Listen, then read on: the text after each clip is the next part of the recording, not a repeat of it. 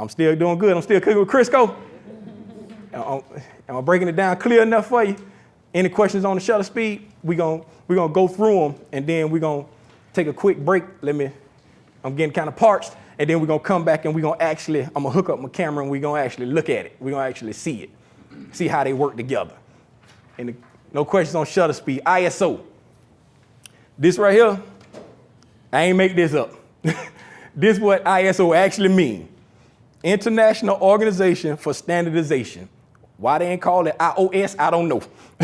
But that's exactly what that means. It's an organization that creates standards, and the ISO is a type of standard. But I don't know how to relate that to photography. I've never been able to know why they just call it ISO when it's the name of the organization. But just remember, it controls the sensitivity of the sensor. It don't actually control how much light coming in, like the shutter speed and the aperture, but it still works and stops just like them, because just like your eyes, like when you're in here, your eyes are less sensitive to the light, so it's like your eyes are more sensitive to the light, so you need to let more light in. And when you walk outside on a sunny day, it needs to be less sensitive, so you don't need that much light. Like when you wake up in the morning, your eyes really sensitive because it's super dark in the room, and the only thing you can see is the glow of your alarm clock. And then when you walk in the bathroom and turn on the light, your eyes like super sensitive and all the light rushing in, so you just shut your eyes real fast because they too sensitive, and once you adjust, it don't hurt no more. Same thing with your camera sensor. If it's a little bit of light, your camera needs to be more sensitive, so you're gonna raise that ISO. It needs to be more sensitive to the light, so you're gonna raise the ISO up. And the aesthetic part of it is grain. You ever took a picture and it's really low light and it be having all them little green and purple dots? That's grain noise. That's noise, because the sensors are getting better these days. They really good sensors, but every camera has its limitations. Any camera look good outside because you're not shooting with a real high ISO. You start to see the difference when you come inside and you're shooting with a really high. Once you start going past 3200 on most cameras, you start to see those little discolorations, and that's noise, and that's caused from having a higher ISO.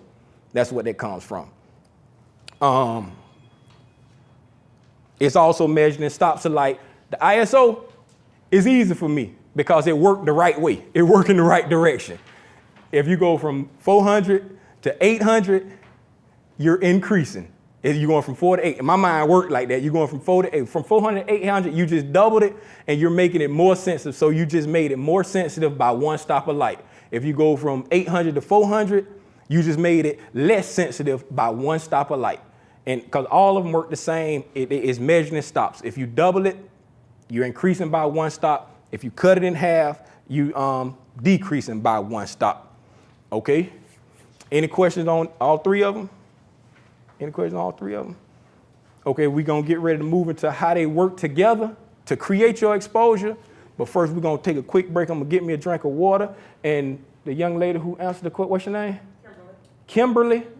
I got a medium, a 2X, a small, and an extra large left over here. XL. There you go. Hashtag sine qua non. Thank you. If somebody asks you what that means, say, that's me. All right. I'm essential. I'm going to take a quick break real quick, grab me some water, check the recording, then we're going to come back and I'm going to hook up my camera, and we're going to start looking at how this actually works.